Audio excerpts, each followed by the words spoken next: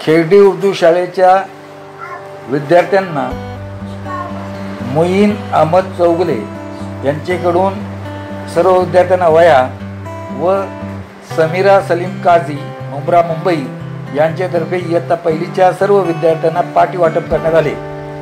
यावेळी अध्यक्ष शाळा व्यवस्थापन समिती तौफिक हुसेन चौगुले, मुख्याध्यापक रिजवाना चिलवान, पदवीधर शिक्षक अलीम करबेलकर, उपशिक्षिका रफिक नाकुता, झीनत मोमीन आदी मान्यवर उपस्थित होते। कोकण समाचार न्यूज चॅनल, जमालुद्दीन बंदरकर।